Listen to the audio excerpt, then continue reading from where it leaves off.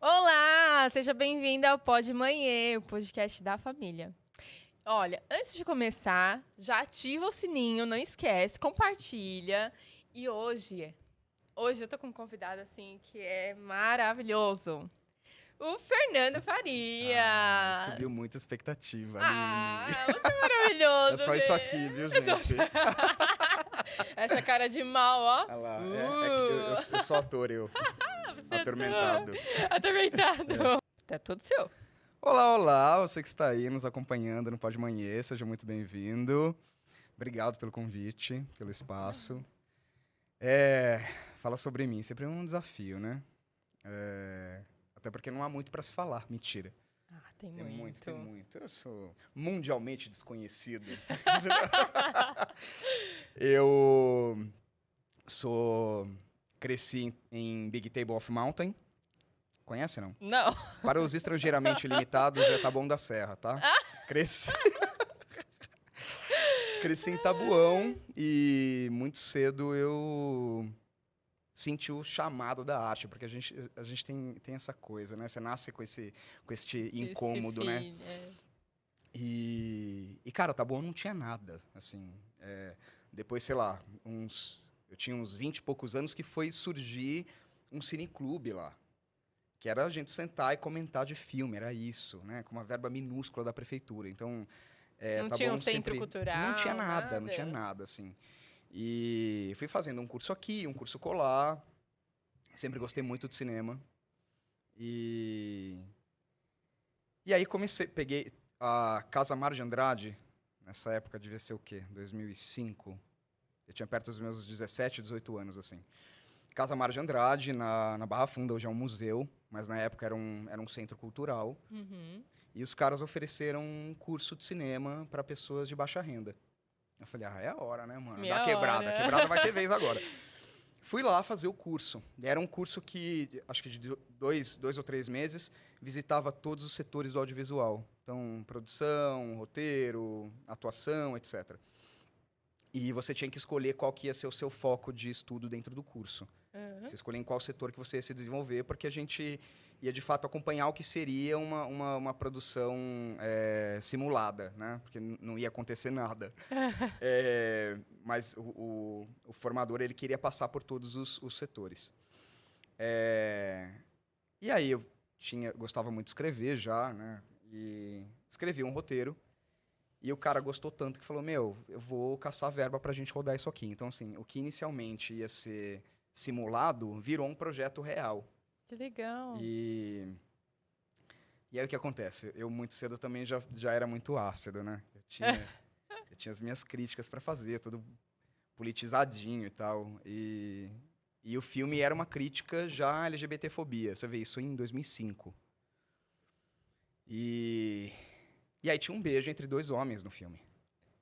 E eu tava ali, eu tava como roteirista, acompanhando a coisa. Fiz a pré, né? E fui acompanhando o curso e tal. Quando chegou as gravações, o ator que faria a cena, ele não queria dar o beijo.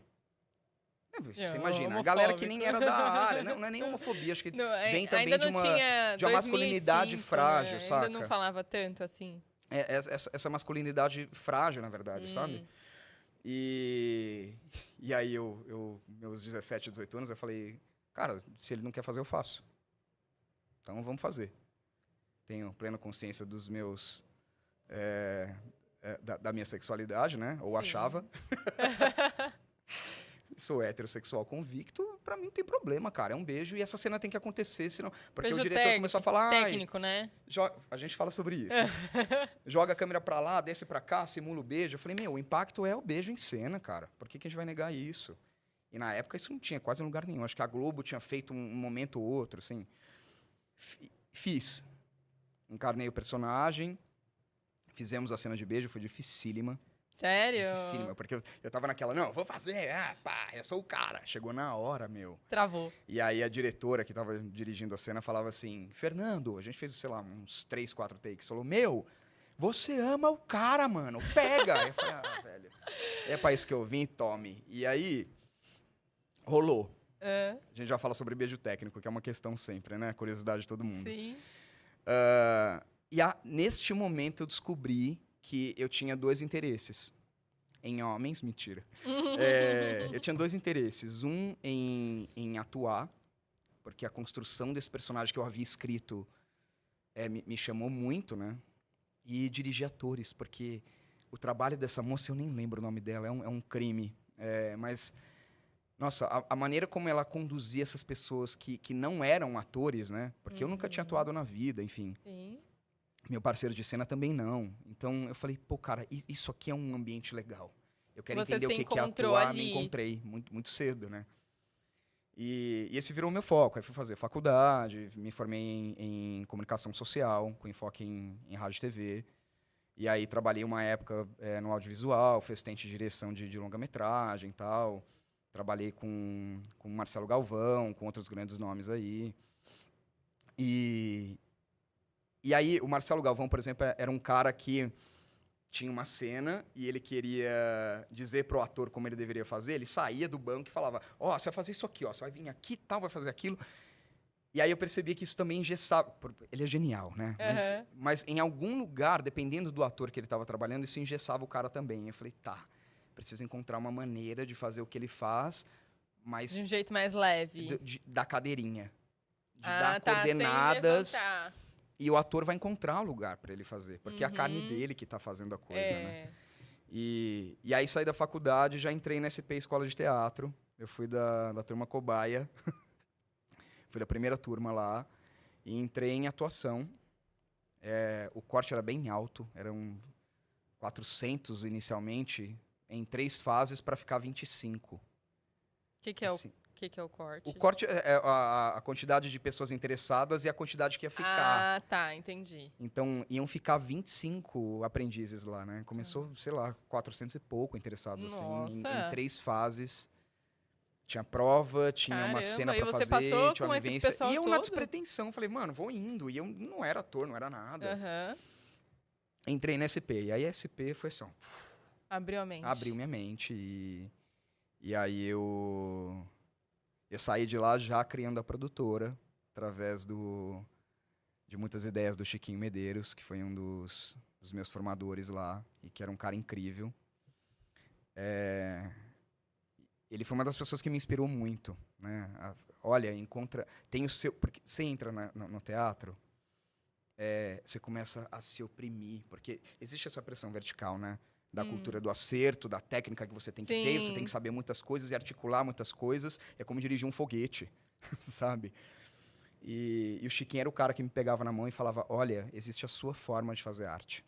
Que isso é muito legal, Confie na sua forma de fazer arte, porque tudo é justo. Não tem que ser tudo igual, né? Exato. Cada um tem seu jeito. E aí isso guiou a fundação do Grupo Caos, Produções Artísticas. Nos sigam, inclusive. Deixa o Instagram, né? @ Grupo Caos, como fala mesmo, CAOS. Segue aí. E aí surgiu o Grupo Caos, há 11 anos atrás. E foi por onde eu fui desenvolvendo tudo isso, né? Fui atuando, dirigindo e fui também disseminando a ideologia de um fazer artístico de forma simples. Porque esse é o pulo do gato. Fazer arte, a gente tem que parar com essa ideia que bebe em outras esferas também, de que a arte tem que ser uma complementação de coisas, sabe? A gente quer construir os braços da Vênus de Milo ou a cueca de Davi. E não é sobre isto, né? A arte é um movimento fluido, é um movimento que ele acontece através da boa vontade de quem está fazendo. E é simples assim. E qual a importância da arte na vida da pessoa? Nossa, mulher. Tem 2 horas o podcast? Vambora!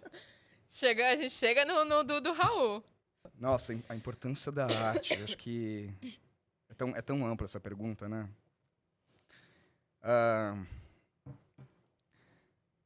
Eu acho que, assim, para mim, pra gente sintetizar e não criar uma tese aqui, o que me interessa e o que eu vendo para as pessoas é sempre o poder transformador que a arte tem.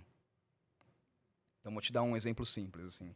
Tem o Felipinho, que é um dos estagiários lá do Caos, né? Chegou muito cedo lá pra gente. Chegou com a idade que eu comecei, inclusive, abracei esse menino porque eu me vi muito nele, sabe? Sei. O Felipe, na época, tinha seus 17 anos, chegou com um curta que ele havia escrito e ele queria só dicas desse roteiro.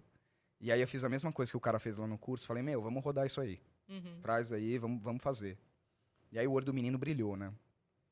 E aí fui ensinando pra ele tudo que eu podia passar, né? Essa coisa de ensinar também, depois a gente fala disso, mas o arte educador também me abraçou nesse caminho, porque eu gosto de ensinar. Eu acho que quem gosta de ensinar tem um dom, né? De ensinar. Eu acho que bebe da mesma fonte do bichinho que pica a gente na arte, saca? É uma vocação também, vai puxando a gente pra isso. E eu lembro que numa das primeiras conversas com o Felipe, eu comentei que uma assistência de direção que eu fiz foi pra Cannes. E o olho desse moleque brilhou, né? Falou, nossa, Cannes e tal. Eu falei, Felipe, eu não quero que você brilhe o olho com isso, porque não é pra isso que eu faço arte. Não é este o foco. Legal, Cannes, pra caramba. Né? É um currículo, sem dúvida. Mas não é pra isto. E aí eu conto pra ele uma passagem que eu conto sempre pra todo mundo, que eu tava numa peça de teatro, chamava O Último Triângulo Rosa. E contava a história de um homossexual, olha eu de novo nesse caminho. Contava a história de um homossexual, uma história real, do Rudolf Brasda, que foi um homossexual que sobreviveu ao campo de concentração. E tem uma cena específica nesse espetáculo que ele, num devaneio dele no campo de concentração, ele conversa com a mãe dele. Não, só aí a história já é super interessante, né? Aí ele conversa com a mãe e ele pergunta... A mãe fala, me desculpe pelas suas preferências. E ele fala, não, você não tem que pedir desculpa. E não é uma escolha, não é preferência, eu sou assim. Enfim, o espetáculo era sobre isso, né? Acabou o espetáculo, eu encontrei com um rapaz homossexual que mora perto da minha casa, que foi assistir o espetáculo. E ele me parou na rua e começou a chorar, assim, sem parar. E eu falei, o que foi, cara? O que aconteceu? Ele... eu queria muito te encontrar para te agradecer, porque eu não te vi no dia da peça, tive que sair correndo. E graças ao espetáculo que você fez, graças àquela cena, eu consegui conversar com a minha mãe sobre a minha homossexualidade. Uau! E ela me aceitou e a gente tá... Eu falei, caralho. Que legal. E aí, voltando um pouco, até me arrepia quando eu falo disso, porque o que é Cannes perto dessa transformação? Não é? Já que estamos nesse assunto, né? Você acha que afeta a masculinidade da criança se ela já se jogar no mundo artístico? Porque eu percebo que algumas pessoas têm esse pensamento. Afetar a sexualidade? Exato. Ai, gente. Sim. A gente precisa entender que, assim, eu sou um homem heterossexual. Eu não me lembro do momento em que eu falei... eu vou sair do armário e vou contar para o mundo que eu sou hétero. Eu gosto de pepeca. Eu não lembro desse momento. Porque não existe, Aline. A gente não escolhe a sexualidade. Agora, você imagina, se fosse uma escolha, essas pessoas com certeza não iam escolher ser oprimidas, mortas, entende? Desrespeitadas, perderem seus direitos. Sim. Então, assim, não é escolha. Né? Essa é a primeira coisa que a gente precisa entender. Então, assim, a criança não vai virar homossexual porque gosta de Pablo Vittar. Entende? Sim. Assim como se for uma criança homossexual, você pode fazer o que você quiser, meu benzinho. Que ela não vai deixar de ser. Não vai ser. Pode até se negar durante muito tempo, e é comum, por exemplo, a gente ver, principalmente homens, onde a pressão é maior, né? E a homossexualidade é um desdobrar do machismo também. É comum homens se descobrirem aos 30 anos de idade. O cara teve uma vida inteira se relacionando com mulheres, não foi feliz. Não foi feliz, e aos né? 30 anos, que às vezes é a idade da emancipação pessoal, né? Sim. O cara resolve Conhece, casar, né? conhecer e ser feliz finalmente. Isso quando consegue. Então, não. A resposta é não. Não há nada na face da Terra, muito menos a arte, que vá induzir sexualidade em ninguém. Eu acho que a arte, o que ela faz, é abrir as portas para a liberdade. Exato. E para outras pessoas, sabe? A classe C, ter essa... Descentralizada, você fala? Ter essa oportunidade com a arte. Eu lembro que eu sou de Diadema, né? Sou da tribo de Já. Troca tiro, né? Vai de tá bom pra Diadema. Eu lembro que tinha um centro cultural que eu comecei a fazer teatro e eu me encontrei no circo. Olha, Eu fazia tecido e lira. Que legal. E assim, pra mim, era um momento de eu fugir de problemas pessoais. E ali eu me entregava. E pra mim foi muito importante. Eu queria ter continuado nessa área. Mas enfim, aí foi coisas da vida. Mas eu acho que deveria ter mais esse refúgio para as crianças, né? De ter um lugar onde os pais, sabe? Eu vou deixar aqui no Centro Cultural que ele vai, Isso. né? Vai ter arte para ele, né? Acho que seria interessante. Tanto é que quando você entra no teatro, no circo, eu passei pelo circo também, sou palhaço. Quando você chega nesses lugares, a gente escuta uma frase que é muito clichê, que é, reencontra a sua criança interior. Isso é muito louco, cara, porque a criança, ela tá 100% disponível pro imaginário, ela tá 100% disponível pro que vai acontecer. O que acontece é que depois de certa idade, a gente vai se enrijecendo. Essa coisa que a gente se preocupa, ai, como é que eu tô na câmera? Ai, quem que tá me vendo? Ai, como é que eu tô falando? Criança não Essa tem coisa do essa, erro, cara, é muito louco. E se você puxar na tua memória, você lembra o momento que você começou a se preocupar com a tua aparência, com acerto ou com erro. E, na verdade, a arte tem um caminho de resgatar este lugar da despretensão, sabe? Isso vale não só pra arte, vale pra vida, cara. A gente tem que ser despretensioso e viver o agora, estar disponível, sabe? Então, é sempre esse trabalho de resgatar esta criança interior que tem a ver com isso. De desmontar essas personas sociais que a gente aprendeu a ter e que ressoam na gente de forma super tóxica, sabe? Que nos fazem mal. É daí que vem a ansiedade, depressão, a porra toda, enfim. Eu ia te fazer uma pergunta e fugiu da minha cabeça. Eu perco a chave de casa, sou perco peixes, o né? Qualquer pessoa pode ser ator? Sim. Essa é a pergunta. Ator, pra mim, é quem atua. Sempre digo isso. Eu tenho experiência dirigindo atores profissionais, né? Atores que estão iniciando, gente que nunca atuou. Por exemplo, a websérie que a gente fez, The Walking Gay. Ai, que é de novo, olha os gays de novo. Ai, as gays vivem seguindo. The Walking Gay, a gente teve um elenco gigantesco. E o meu trabalho como diretor era nivelar essas pessoas. Isso é possível? Com certeza é. Tanto que quem assiste, eu sempre lanço o desafio. Eu falo, assiste e fala pra mim quem que não era ator antes de atuar em The Walking Gay. Quem é gay? Quem não Poucas pessoas acertam. Poucas, Aline. Porque o ator... atuar tem a ver com essa coisa da criança que a gente estava falando, e tem a ver com essa despretensão, com estar disponível, de escuta, de sensibilidade com quem você está trocando, de entender o que você precisa fazer. E é isso. Com isso, eu não estou, de forma nenhuma, derrubando a necessidade de estudar. Estudem, gente. Sim, é importante, sim. né? Mas, também, eu já conheci atores que se formaram na EAD e assim, vai pra cena... E aí?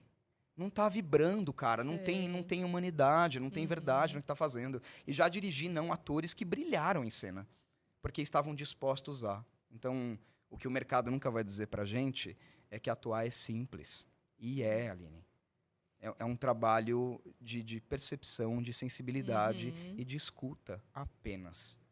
Então, é limpar esses demônios todos que a gente está falando, essas personas sociais que vão nos contaminando, né? Você vai se enrijecendo no que você tem que ser, no que você tem que fazer, no acerto.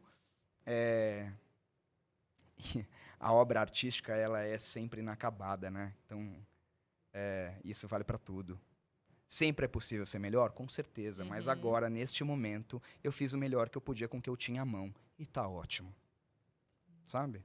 E para os pais que querem colocar os seus filhos, de repente, no teatro, né? Quais são as seguranças que ela precisa ter antes de colocar a criança em algum você tem um estúdio? Desculpa, não, Tem uma produtora. Também agencio. Precisa procurar uma produtora, precisa procurar... Como que funciona isso? Eu acho que é importante a gente aproveitar o espaço para instruir, né? Então, assim, para mim é óbvio, muito importante vender meu peixe, mas eu acho que mais do que isso, a gente precisa apontar os caminhos de como você identificar um bom profissional. E aí o que acontece? A área tá cheia de arapucas, né? Tem muitas coisas que brilham os olhos das pessoas, né, cara? Porque as pessoas estão codificadas no entendimento de que sucesso está ligado à fama, e não está.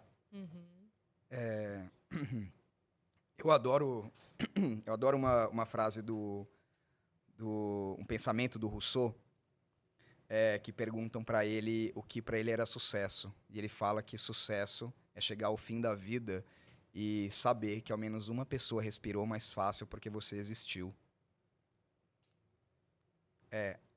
A gente vive numa sociedade, Aline, que está sempre conflitando no entendimento da diferença do que é preço e valor. A gente não sabe o que é valor das coisas, porque tudo tem um preço. Sim. Né? Então é sempre essa sociedade resultalista. Eu quero a fama, eu quero muito dinheiro. E sucesso não tem a ver com isso. Sucesso tem a ver com realização. Exatamente. Sucesso tem a ver com você se manter com o que você faz. Sucesso tem a ver com você partilhar o que você sabe. Sabe? Então, assim, tem muita gente no meio, e eu acho que a primeira coisa é a gente diluir a nossa ideia de sucesso, entender o que de fato é isso. Sim. E abrir mão da questão de fama, de brilho, de holofote. Muito obrigado.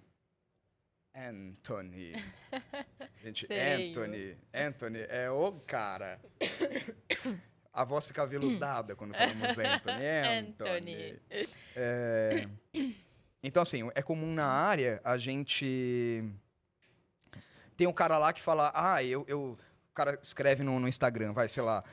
diretor de atores, não sei o quê... E aí tem um monte de foto dele com um monte de gente famosa da Globo... E fotinho assim, né? Abraçadinho. E esse é o cara que a gente chama de arroz de estúdio. É o cara que tá no SBT, tá na Globo, tá Vai lá, na só Manchete. tira foto. Na Manchete. Olha só o velho que eu entreguei agora. Nossa, Manchete.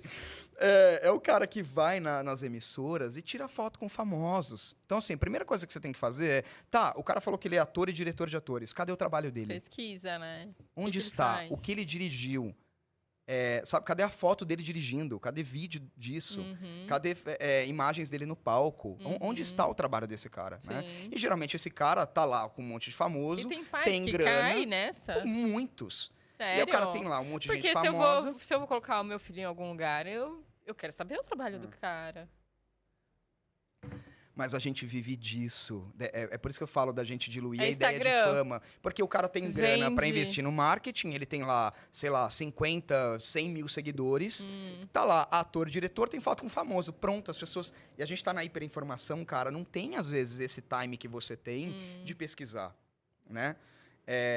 Então, primeira coisa é isso. Tem muita gente, cara, que são bons profissionais, tem uma larga estrada como artista, seja atuando, dirigindo ou qualquer outra esfera, e não tem milhões de seguidores, gente.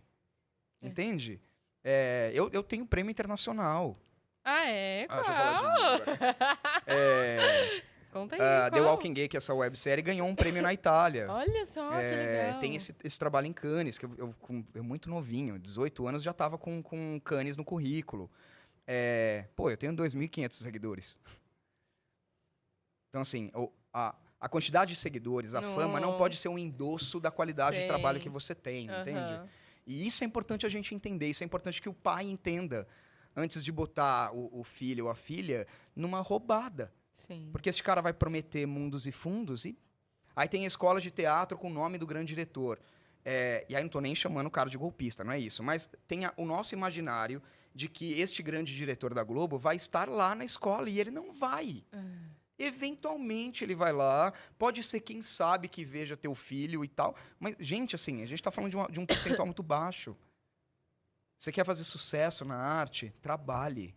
Estuda, né? Trabalhe, estuda, cara. Conheça pessoas, se desdobre. E é sobre isso um pouco. Então, primeira dica que eu tenho para dar para os pais é isto. Pesquise quem é o profissional com quem você vai se envolver. Que conteúdo ele tem. Indiferente se ele tem um pé na fama ou não. Porque não existem atalhos para o sucesso, gente. Essa é a grande mentira contada. Não tem. E com quantos anos a criança pode começar nessa área? Eu costumo sempre dizer que aí é o segundo toque para os pais, né? A gente precisa fazer isso de maneira saudável também. Então, assim, A idade ela é relativa. O quanto este movimento dentro da arte, seja na TV, no teatro, no cinema, na dança, enfim, mas o quanto este movimento, esse envolvimento da criança ou do adolescente também na arte, vai ser prazeroso para ele. Sim. Vai ser satisfatório. A gente tem vários casos aí, né? Tem o Macaulay Culkin, por exemplo, o cara do Esqueceram de Mim. Sim. Começou a atuar com 8 anos de idade. Dos 8 aos 14, ele não parou de trabalhar. Depois ele parou, né? Sumiu. E por que ele parou? Porque, assim, a quantidade de abuso que ele sofreu nesse período. Mas ele virou um você acha produto. que isso afetou ele? Eu acho que isso é um problema quando a criança é muito pequenininha e dá um boom. E na vida adulta ela meio que some. Porque acho que isso mexe com ela. Não ter mais essa explosão. Eu acho que o problema não é nem... Aí, nesse caso, vou defender a fama agora. Eu acho que o problema, nesse caso, porque a gente não pode endemonizar a fama também. Sim. É um resultado do trabalho também. Eu acho que o problema não está na fama, Aline, não está no tamanho da repercussão, está nos bastidores disso tudo. Então, assim, tem falas do Macaulay em entrevistas e tal, que ele dizia que dos 8 aos 14 anos ele não teve férias. O pai dele ia assinando um contrato atrás do outro. E com 14 anos, o último filme dele foi O Riquinho, ele já se barbeava, pra você ver onde chegou a coisa. E eles contrataram um elenco de crianças bem mais altas. Pra ele poder parecer pequeno. Ele já tava grande. E é notório, se você assiste Esqueceram de Mim 1 e 2... Nunca reparei, vou reparar E com O Riquinho, você vê a ausência de vida no olhar do Macaulay. Tá ali. Aquela energia toda que ele tinha. Sim. Aquilo sumiu. Sumiu a energia do moleque. Sumiu o brilho dele. Então, é óbvio. Depois dos 15, sei lá, não sei com que idade ele se emancipou, e quem foi o responsável dele foi o contador, né? Que os pais eram hiper abusivos com ele. O pai dele vivia da renda. A grande maioria, né? O pai dele vivia de 15% da renda dele e dos outros irmãos, que não eram famosos, mas também ganhavam uma grana. Entendi. Então, assim, eu acho que precisa ter uma preocupação, cara, com o estado psicológico dessa criança, desse adolescente. Sim. Dos pais, Claro. né, de não abusar e não transformar essa criança num produto e escutá-la. Escute o seu filho, ele vai te dizer se aquilo tá legal ou não tá. Sim. Indiferente da idade. E também dos profissionais que estão envolvidos, porque geralmente a gente que é do audiovisual, tem muita gente que lava as mãos, né? E o pai quer, o pai levou. Não, cara, é o seu trabalho. Sim, é seja também nossa responsável, responsabilidade né? pelo bem-estar de todo mundo. Sim. Se eu hoje, Aline, cuido do bem-estar dos meus atores adultos, pô, você imagina com uma criança. Então, assim, no caso, a gente tem alguns atores mirins, né? A Clarinha, que tá aqui, inclusive, começou com a gente pequenininha. Já vou chamar a Adeline aqui também, porque ela também é uma tremenda experiência nisso.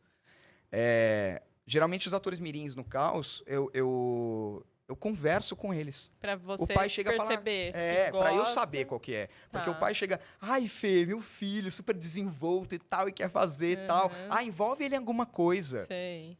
Deixa eu conversar com teu filho e com a tua filha. Uhum. Porque ali, rapidamente, eu sei se quer a coisa ou não quer. Você acha que tem muitos pais que projetam o sonho no filho? Nossa, mas muito, muito. E eu, geralmente, assim, porque aí vai da ética do profissional, né? Se a criança não quer fazer aquilo, se eu percebo que... E não tem a ver com talento, tá, gente? Porque isso eu também não acredito. Eu acho que tem a predisposição pra coisa, mas isso é 5%. O resto é trabalho. Né? Nossa, muito. Por exemplo, eu tenho 3 filhos, te cortando um pouquinho rapidinho. Corte, por favor, porque senão eu vou embora. 3 horas de live. Eu tenho 3 filhos. Obviamente, o Romeu ainda não dá pra saber, porque é um bebezinho. Mas o Lilo, eu sei que ele não gosta de ir pra esse caminho. Agora, o Heitor, ele dança, ele canta. Ele tem toda a pinta de quem gosta de ser um artistazinho. Então, mas você acha que não é talento, a pessoa constrói isso. Sim, cara. A arte é trabalho. Tem vários atores que são tímidos, por exemplo, ninguém acredita. A pessoa vê o Dan Stubach, por exemplo, mano, brilhando. Você vai conversar com o Dan Stubach, ele é na dele.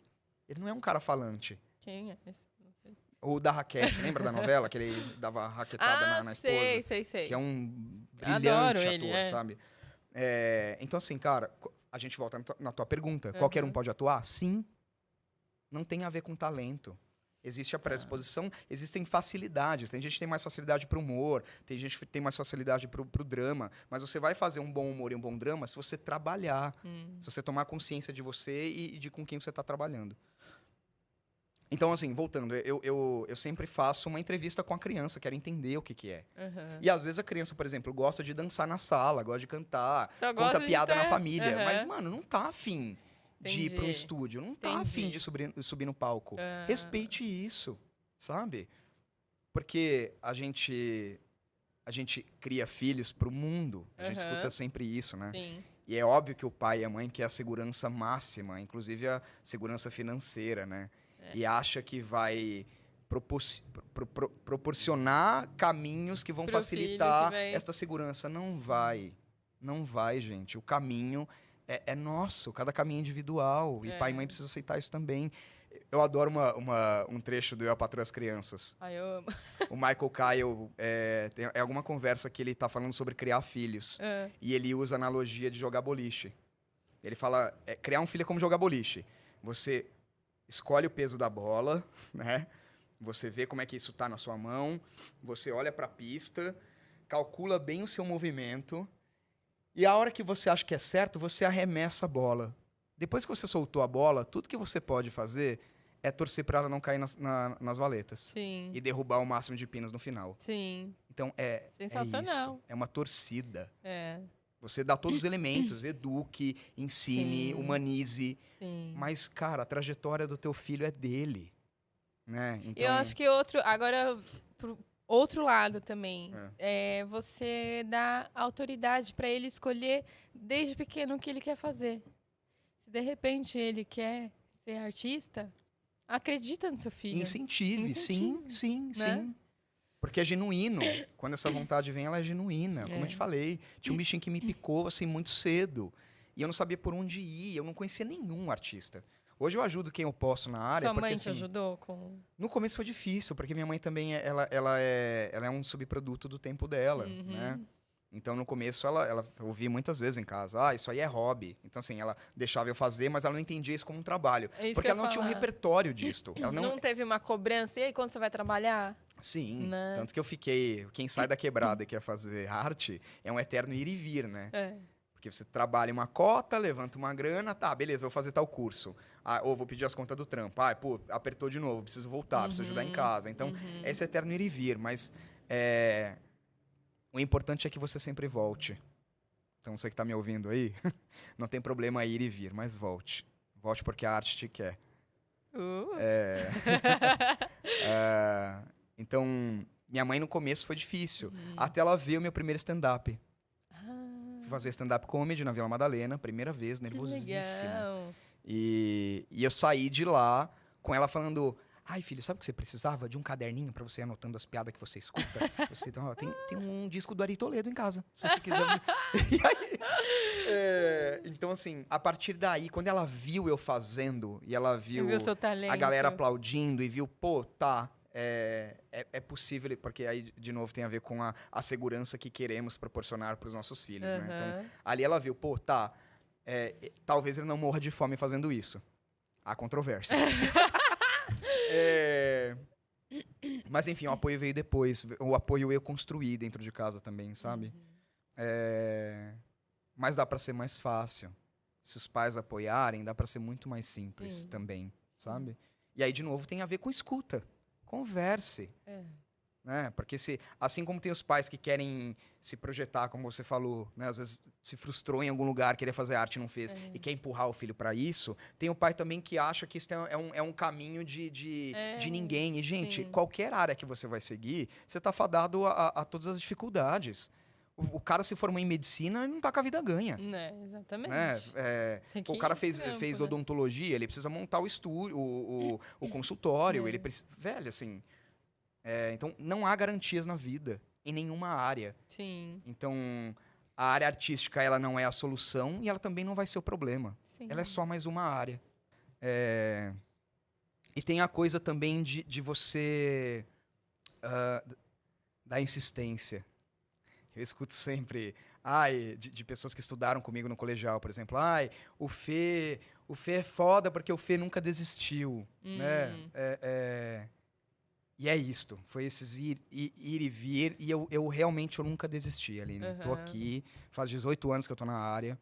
Já passei pelo circo, pelo teatro, pelo audiovisual. Hoje você é diretor? Sou diretor de atores e ator também. Tô querendo voltar pra cena, quero atuar mais e sair um pouco da direção. Fiz isso muito. Tô cansado. Não que eu não vá mais fazer, porque eu gosto, mas enfim. Tô dando aula também. Meu curso começou semana passada. E é por onde eu vou diluindo essas coisas também. Mas eu acho que o grande lance é a insistência, sabe? Que tem a ver com a Adeline também, que é minha assessora. Vem cá, Adê. Pode Claro. falar? Vem cá, mulher. Vem cá rapidinho. A Adeline é prova viva dessa... Pode vir, chega aí. A Adeline é prova viva dessa insistência. Caneca pra ela? Vem a canequinha pra ela aqui, que ela também merece. Tem cachaça aqui dentro, gente. Boa tarde. Ai, Aqui. Vai dividir o microfone. Nossa, Tá nervosa? muito. Posso já me esconder embaixo da mesa? Não, a gente quer te ouvir. Não se esconde, não. Fala um pouco dessa trajetória tua de insistência com a Clara. Sim. Então, minha filha, tô há 10 anos com ela, hoje ela vai fazer 17 semana que vem. E foi isso. No começo eu tava vendo aqui o Fê falando, foi praticamente isso. Quando ela quis... Obrigada. Quando ela quis, né, entrar nesse meio, eu não tinha experiência. Eu, assim, me aposentei como atriz aos 16 anos. Porque o comercial que eu fiz, a empresa faliu. Aí eu falei, acho que não... Você desistiu? Aí eu falei, não sirvo pra ser garota propaganda. E qual foi o comercial que você fez? Então, agora eles voltaram, mas não foi culpa minha também. Não, eu fiz um comercial pro Leite Nilza. Leite Nilza? Leite Nilza. Eu fazia o barulhinho. Tomando. Sério? E aí, tipo assim, eu tentei ser modelo, só que eu parei de crescer aos 13 anos. Então, não deu certo a carreira de modelo. Fui só uma miss simpatia, não sei porquê. Você é simpática. Você é simpática. Aí depois eu fui tentar a carreira de atriz. Aí também não deu certo. Eu falei, quer saber, não é pra mim. Beleza, fui viver minha vida, casei, né? Aí veio a Clara e um dia ela viu lá a gente tava naquele negócio de passear no shopping, as pessoas veem quando aquela agência, que é justamente isso, existe muito. Tá vindo olheiro, né? aquele olheiro, mas é aquele olheiro assim, tem dinheiro pra pagar? Então, mais ou menos, existe muito disso. Sei. Então, eu tava passeando no shopping com a Clara, e aí o pessoal viu lá e falou, nossa, sua filha é linda, vamos colocar ela num desfile, vai ter eu pago quanto? Não paga nada, ela vai desfilar, você só passa uma taxinha de inscrição e tal. Aí eu levei ela pra fazer esse desfile. Que, assim, eu não gosto muito. Ela fez esse trabalho, esse desfile, ganhou o primeiro lugar. Isso faz 10 anos, até hoje eu não recebi o prêmio. E depois disso, a agência me chamou lá, porque disse que tinha um teste até na Globo pra minha filha. Aí começou as promessas. Como isso já faz uns 10 anos, eu não tinha experiência, né? Eu fui investindo. Olha, é o book, aí vai, R$ 2.500. E o agenciamento, aí vai. Então, foi dinheiro. Aí veio convenções. Nisso eu falei, gente, mas só sai dinheiro. E aí foi indo. Convenções, agência. Aí eu falei, pô, tem uma hora que eu vou ter que começar a entender isso. Porque só tá saindo, não é oportunidade nada. E demorei um tempo. Aí foi aonde que depois eu falei, você quer saber? Eu vou começar a estudar isso. Se é o que ela quer, eu vou começar a estudar isso. Porque ela resolveu ser atriz. E, assim, 90% dos atores são falidos. Obrigado. Eu já dei uma olhada assim, tipo, não quis falar. E é muito difícil. E ator mirim é multiplicar isso mais 10 vezes. Tem o juiz, porque entra na parte do psicológico. Muito. Foi quando a Ana Clara teve uma paralisia facial por estresse emocional aos 10 anos. Porque ela via o meu desespero de estar sempre investindo e vem pra teste aqui em São Paulo. E a cobrança, tipo, nossa, você já tá 3 anos nisso, até agora não apareceu nenhum trabalho, até agora não fez nada. Isso ela do lado escutando. E a gente achava, tipo, ela não tava percebendo. Sim. E foi no final do ano, no dia 23 de dezembro, ela teve essa paralisia facial, que eu falei pra ela assim, filha, vamos dar um tempo, não tá dando pra mãe. Tô vendo que você se emociona em falar. E aí foi onde eu falei assim, ela ficou doente com isso. Ela ficou assim, não mãe, eu não quero parar. Aí eu virei e falei assim, então a mãe vai fazer o possível e o É impossível um sonho, né? pra você. E foi onde eu falei, agora eu vou estudar e minha filha, o que eu pudesse, vai ter uma parceira. Aí eu me tornei empresária da Clara. Olha, parabéns por Obrigada. estudar. Isso. Atrás do sonho Sim. da sua filha, né? Sim, e aí foi onde que eu comecei a trabalhar E com respeitando, essa parte. desculpa, mas respeitando os A tempos vontade. da filha também. Sim, Sim. e as Né? vontades, né? Eu quero Sim. continuar. Entendendo qual que é o limite desse bem-estar dela, né? Sim, inclusive ela deixou de fazer trabalhos grandes porque eu falei, entreguei o material para ela, a agência entrou em contato com a Adeline, tem esse filme para Clara fazer.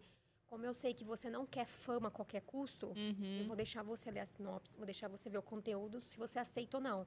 Ela deixou de fazer um trabalho muito grande com uma top diretora, que envolvia assédio aos 12 anos. Entendi. Eu não vou deixar minha filha, o psicológico da minha filha, por causa só da fama. Sim. Depois ela deixou de pegar um outro trabalho, porque ia rapar a cabeça. É.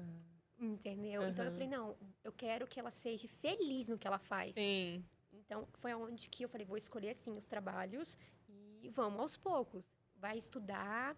Até um pessoal falou assim, por que ela não tá na Globo? Eu falei, porque eu tenho que ver que ela está preparada para enviar pra Globo, para enviar para qualquer outra emissora. Aham. Foi começando com os cursos, foi começando eu deixar de ser a mãe da Clara. A mãe da Clara Pra fica em ser casa. empresária. Pra ser empresária da Clara. E ela sabe separar bem isso? Você não é minha mãe agora, nesse momento, você é minha empresária. No começo, ela fala assim, poxa, mãe, acabava um curso, um teste, alguma coisa. Ali, ó, as mães estão abraçando e tal. Aí você vem aqui desde você. Eu falei, eu te abraço em casa, você pode chorar no meu colo. Mas agora eu vou falar, você teria que estar fazendo isso pra melhorar. Eu falei, aqui eu sou empresária. Sim. Deixa pra chorar em casa. Em casa você pode chorar no colinho da mamãe. Aqui a mãe, eu sou empresária. Então foi onde que a gente é muito companheira. Porque a paixão dela é a minha paixão. Sim. Eu fiquei nervosa porque a minha paixão é atrás das câmeras. É avaliar, é ajudar ali, aos bastidores. Sim. E ela é em frente da câmera. Então, e uma coisa que eu percebi, né, que começaram a me respeitar como empresária dela, é que eu ia nos lugares, as pessoas nem sabiam que eu era mãe. Porque eu me apresentava como empresária. Sim. E a empresária é o quê? Tem que mostrar um conteúdo. Tem que vender o produto. Sim. Então, eu tinha o material dela, tenho o material dela profissional para apresentar ela como uma profissional. Então, é o jeito que você se apresenta. Entendi. Por isso que você pega uns trabalhos melhores e tal. E aí foi por isso que a gente veio para São Paulo. Para parar de... Tem o preconceito do interior, né? A dificuldade, Acesso. Então, a gente... Não tem tudo que tem em São Paulo. Não, e você ainda tem aqueles bloqueios, né? As dificuldades do alvará. Ela fez um teste numa emissora do Rio. Aí o juiz não liberou o alvará, que tem documentação. Então, existe, além de toda a concorrência, os golpes. Sim. A dificuldade de você conseguir um alvará com o juiz, de você conseguir esse trabalho. Então, são muitas as dificuldades. Quando você não vai se emocionar, você fala, seu filho é lindo? É claro. Aí você fala, quanto que eu tenho que pagar? E é isso. Isso é um ponto importante. Desculpa. Pronto, vamos lá. Nossa, que eu já nem... Me interrupting. Esse é um ponto muito importante que a gente precisa sempre escancarar, as pessoas precisam saber. Agências sérias não vão cobrar para o seu filho ser agenciado. Primeiro, gente. Cobrou. Para o seu filho ser agenciado, paga a taxa de 200, 300, 500. Não, gente, não tem isso. Tá. Então, a agência cobrou, é furada. Já cai fora. Porque, assim, as agências sérias vão pedir um material, caso teu filho tenha, vai olhar, ver se aquilo serve como material. Caso não sirva, vai falar, olha, você precisa tirar fotos profissionais, Que precisa aí de um pode vídeo ser na profissional. agência ou não. Pode ser na agência ou não. Falou, olha, se você quiser, tem o nosso profissional aqui, mas se você não quiser, pode procurar o seu. Tá. E aí a agência, você me pergunta, a agência vai ganhar aonde? Vai ganhar quando o teu filho pegar o trabalho. Sim. E aí tem o percentual da agência. Entendi. É assim que a agência séria trabalha. Estamos denunciando. Quantos golpistas vão cair agora? Quero nomes na minha mesa. Cara, é isto. Então, voltando, se a mãe vai ver o trabalho do cara, do cara que vai agenciar, do cara que vai dar o curso, vai procurar lá e não vai encontrar nada, a não ser um monte de foto com famoso, ele é o famoso arroz de estúdio. Não tem nada para te oferecer. Tá. Se a agência te cobrou o olho da cara e cobrou taxa de agenciamento, aquilo outro, cara, também é roubada, saia disto. E tem pais que caem. Muitos, porque é o que a Adeline falou. Você Ela já já caiu caiu, várias né? vezes. E a consultoria dela tem a ver com isso também, Aham. né? De mostrar que caminhos das pedras você pode evitar. Tá. né? Porque ela já percorreu muitos. Inclusive, teve uma dona de uma agência que me ligou falando assim, olha, se você não parar de falar que eu não te ajudei, que isso, que não sei o quê, eu vou te processar. Eu falei, olha, funciona assim. Você pode, assim, quando eu estou falando o que funcionou, o que não funcionou comigo, eu não estou falando mal, eu estou só passando uma informação. Ela pegava as fotos da Clara e divulgava como se ela tivesse mandado para aquele trabalho. Aí eu falava assim, não foi ela. Minha filha está agenciada lá, porém ela não fez nenhum trabalho ainda por vocês. Você tem, sim, o direito de imagem da minha filha assinada aí durante um ano, quando você mandar para o trabalho. Aí você pode usar. Né? E ela usava e simplesmente a foto, olha, a Clarinha está arrasando no centro comercial lá no lugar. E ela ia fazer umas seletivas meia enganosas, assim, venha fazer fama, sucesso, não sei o quê, igual fulana. Então eu usava a Clara e usava Igual aqueles outras. anúncios que aparecem no Instagram com a Globo. Sim, nossa, e a agência de figuração e fala que tá levando. Exato. Também tem muito isso.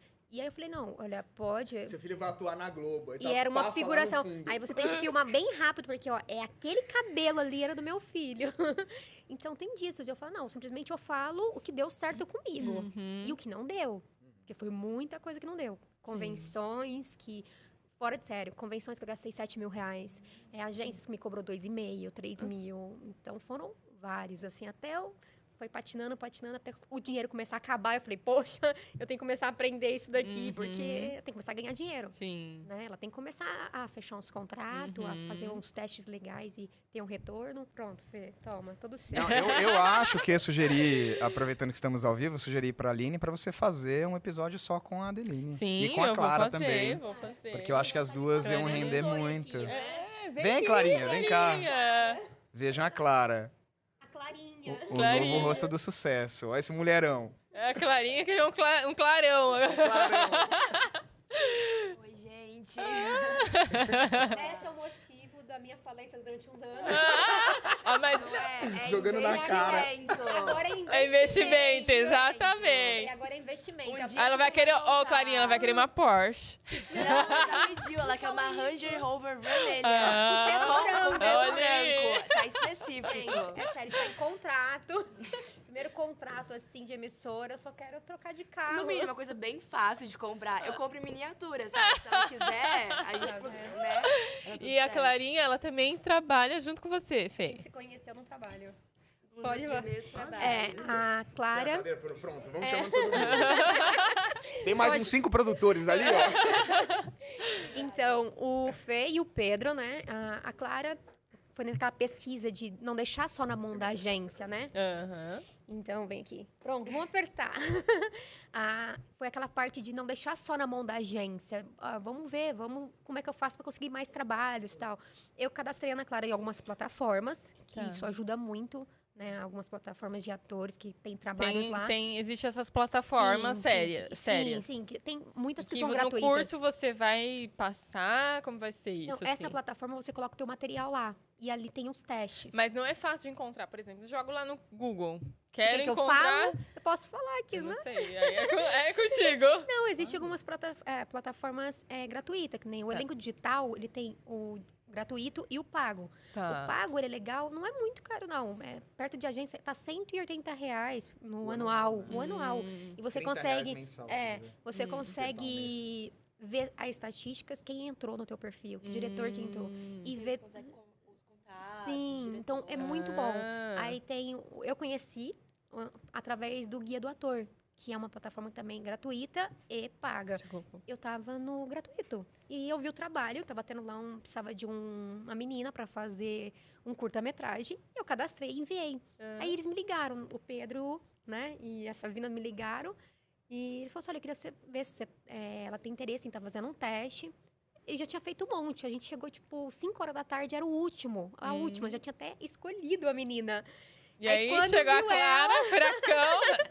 Cheguei. Tinha 8, 9 anos, né? Por aí. Menina. Meu primeiro trabalho, assim, de uma forma grandiosa. Profissional. Mesmo. Nossa, foi bem legal trabalhar. Eu tava acabando, começando minha carreira. Eu já tinha feito, acho que, desfiles, programas de TVs. Eu falei, não, vou entrar pra área de atuação mesmo. E aí eu conheci esse lindo, Esse lindo. grupo Caos, perfeitos. E aí destinos entrelaçados. E uma dúvida, vocês agora, né, estão juntos nessa parceria e eu sou nova e eu quero fazer o meu material. Eu consigo fazer com vocês? Sim, nós temos vários parceiros, né, no Grupo Caos. Eu também faço parte agora do Grupo Caos. Eu também quero fazer parte Então, desse grupo Caos aí. Venha todos. Você conhece a iniciativa Caos? Somos quase uma ONG. E aí é isso. No grupo a gente tem profissionais, né? Eu dou assessoria, o Fê é diretor, a gente tem um fotógrafo parceiro. É realmente um grupo que tá ali muito 53 unido. pessoas. E a gente tem um pouquinho de tudo, gente. Vai precisar de foto, vai precisar de foto artística. Nós temos um profissional de foto artística. Só um ponto sobre o monólogo, né? Porque é sempre uma pergunta recorrente pra mim. O que acontece? Quando o ator vai fazer um monólogo, geralmente o cara que vai filmar, ele não tá preocupado com conteúdo de texto que vai estar ali. Tá. Então ele vai se preocupar com a questão técnica da coisa, né? Aham. Então, vai fazer uma boa... Falando de um bom profissional, né? Vai fazer uma boa iluminação, vai filmar legal, vai editar bacana o material. O grande diferencial hoje do Caos é que a gente oferece essa direção artística do cara que quer fazer. Então, você, Aline, nunca atuou. Você quer fazer um monólogo, eu vou te ajudar a pensar num texto que caiba na sua boca, legal, que você se aproprie, dá todo que esse tenha suporte. vida enquanto você estiver fazendo o monólogo. Porque Entendi. não é só filmar e editar. Você precisa estar vívida fazendo isso. E Sim. monólogo você não tem com quem trocar. Tá. E aí, uma outra coisa é que geralmente as pessoas pegam diálogo para fazer monólogo. Gente, monólogo é umas pessoas só falando. Então, assim, você, ator iniciante, pelo amor de Deus, não faça um monólogo. O quê? O que você disse? Não acredito. Gente, não fala com fantasma, cara. Entendi. Monólogo é um texto de começo, meio e fim. E que você vai narrar uma coisa. Por exemplo, quero entrar no Big Brother. Já me pediram. Já? Já me pediram, já. Inclusive, eu tô devendo. Desculpa. Olha, você quer entrar no Big Brother? É. Já pede ajuda pro Me Fê. Se ele vai chama. ajudar você ou não. Pois é. Aí é na sorte. Gente, já chegou ao fim. O nosso Ah. bate-papo tem muito papo pra bater. Mas a gente pode remarcar um outro Por favor, bate-papo, por né? favor. E eu vou deixar vocês encerrarem com um tchau de vocês. Tá bom. Gente, muitíssimo obrigado aí por ter nos aturado até agora. Quem quiser conhecer um pouco mais do meu trabalho, meu Instagram é @fefarias_caos, CAOS. O da produtora é @grupo caos, também, CAOS. Como se fala mesmo, é simples, não tem frescura. O seu qual que é, amor? Então, o meu é ac.castilho_office. Então, se você quiser ter essa orientação, tá cheia de dúvidas, só marcar um horário aí. Clara, o deixa Clara? um recadinho para as meninas Fala, que fala que querem tem uma ser- empresária ótima. O Instagram tem alguns conteúdos voltados para a área de atuação, área artística. Também tem eu sendo blogueira, quem quiser ver. E é Clara Castilho 1, quem quiser seguir. Obrigado pelo convite, isso. viu, Aline? Ah, Muito eu tô obrigado, muito um feliz prazer de estar ter aqui. recebido vocês aqui. Obrigada. E é isso, convide mais que viremos. Sim.